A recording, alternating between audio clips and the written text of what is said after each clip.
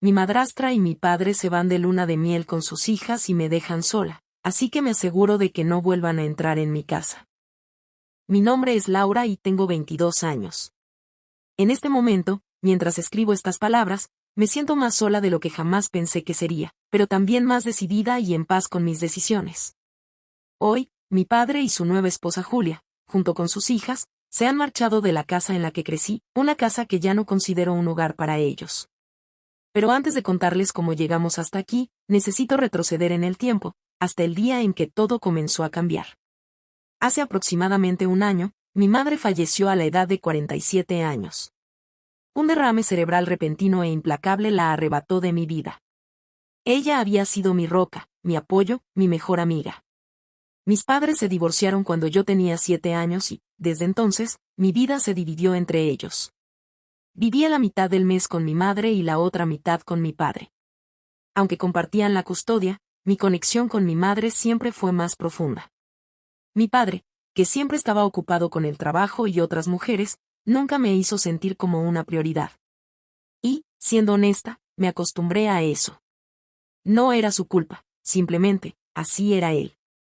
Tras la muerte de mi madre, descubrí que ella había decidido dejarme la casa en la que crecí.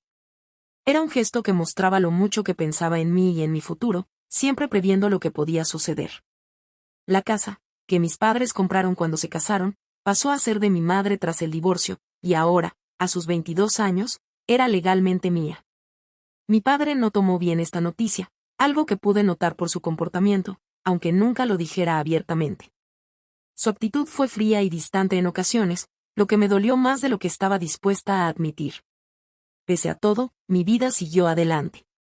Me mudé a la casa y comencé a trabajar, tratando de encontrar paz en los recuerdos que ese lugar guardaba. Durante un tiempo, todo estuvo bien. Sin embargo, hace unos meses, mi padre anunció que se iba a casar con Julia, una mujer a la que había conocido unos años antes. Ya había convivido con ella en Houston, donde él se mudó por trabajo cuando yo tenía 18 años, lo que hizo que nos viéramos solo en las vacaciones. Julia tenía 2 hijas de su relación anterior, y aunque al principio me parecieron agradables, todo cambió el día en que mi padre me pidió algo inesperado. Mi padre me dijo que quería celebrar la boda en la casa que ahora era mía, y que él, Julia y sus hijas se quedarían conmigo hasta que terminara la ceremonia. Accedí, pensando que sería temporal y que quizás, tras el evento, todos volverían a sus vidas. Sin embargo, 3 días antes de la boda, mi padre me hizo una propuesta que me dejó desconcertada. Me pidió que considerara dejarlos vivir en la casa de manera permanente. Según él, no quería que yo estuviera sola y pensaba que sería una buena manera de que nos acostumbráramos a vivir como una familia. No supe cómo responder en ese momento. Mi intuición me decía que no era una buena idea, que debía esperar antes de tomar una decisión tan importante. Así que le dije que lo pensaría y le daría una respuesta después de la boda. Él pareció disgustado, pero no insistió. La boda se llevó a cabo sin mayores problemas. Todos parecían felices, aunque una parte de mí seguía luchando con la idea de tener que compartir mi hogar con personas que, aunque eran parte de la vida de mi padre, no sentía realmente como mi familia. Tenía la sensación de que, en algún momento, las cosas cambiarían, y no de una manera positiva. 2 días después de la boda, me desperté en una casa vacía. Sin una palabra, sin un aviso previo, mi padre, Julia y sus hijas se habían ido de luna de miel. Todo lo que quedaba eran algunas de sus pertenencias esparcidas por la casa, como si hubieran abandonado el lugar en medio de la noche. Intenté contactarlos, pero nadie contestó. Finalmente, logré hablar con Julia, quien me dijo de manera casual que habían decidido irse de luna de miel y que volverían en una semana. Me molestó profundamente que ni siquiera se hubieran molestado en informarme. Durante la conversación con Julia, algo cambió. La dulzura que siempre mostraba se desvaneció y fue reemplazada por un tono mordaz y cruel. Me dijo que no actuara como una niña histérica, que ahora tenía una familia y que, cuando regresaran, debía aceptar su lugar en la casa. El enojo que sentí en ese momento fue indescriptible. ¿Cómo se atrevía a hablarme así, a mí, la dueña de la casa, mientras se marchaban sin ni siquiera una despedida? Colgué el teléfono sin decir más. Había visto el verdadero rostro de Julia, y no era algo que quería en mi vida. No había forma de que permitiera que ellos vivieran en mi casa después de ese episodio.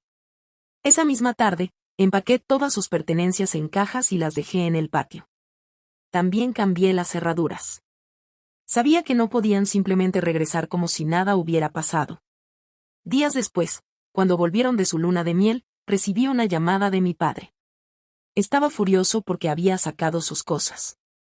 Me acusó de ser egoísta y de exagerar por algo tan trivial como haberlos dejado atrás sin avisar.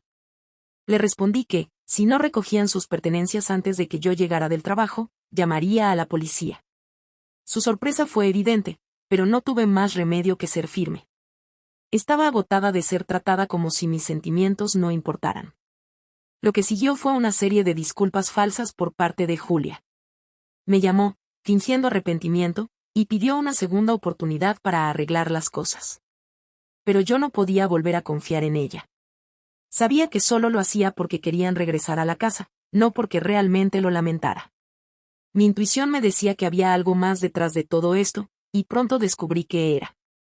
Mi padre había perdido su trabajo meses antes de la boda y había estado viviendo de sus ahorros. Después de la costosa boda y la lujosa luna de miel, se encontraron sin dinero para regresar a Houston. Julia, quien había dejado su trabajo para ser ama de casa, no podía contribuir financieramente.